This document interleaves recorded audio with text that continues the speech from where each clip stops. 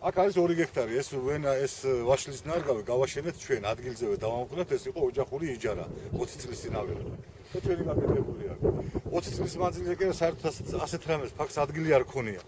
ეხლა როგორც აგერ ვათვალიერებთ, სამგან არის გაჩენილი ცეცხლი სხვადასხვა დროს, 2 კვირის წინიდან იწყება.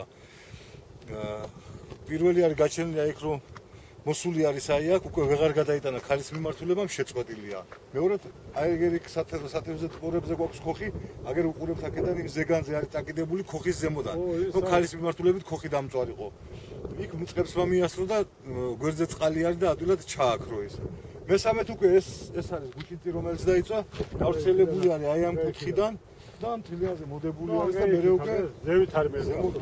ნახეთ ხილის პლანტაცია ახლა ჩახრილი ვაშენებით იმას რომ ხილის პლანტაციები გაგვიკეთებინა და ეს ყველა გადამწვარი. ამას აზრი აღარ აქვს. ეხლა აქ ისეთი ცეცხლი იქნებოდა და ელქობა გინდათ რომ მთლიანი ქერქი ამის უკვე დამწვარი არის ამ ვაშლის.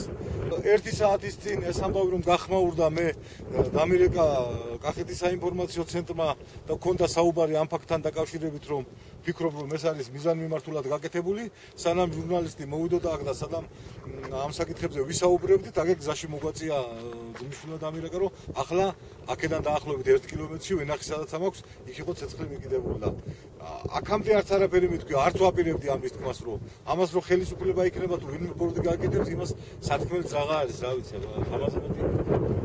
ამაზე მეტი უბედურება გჭირს.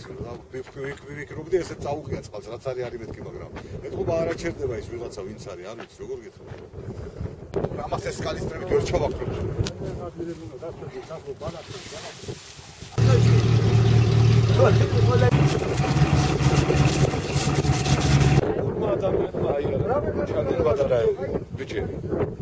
და უცებ გეკიდა მე ცეცხლი. რას მოეკიდა ცეცხლი? კაკლის ძირი. რამდენი ხნის წინ აიარეს? დაახლოებით 1-15-20 წუთი იქნება. ვერიცანით? ვერა.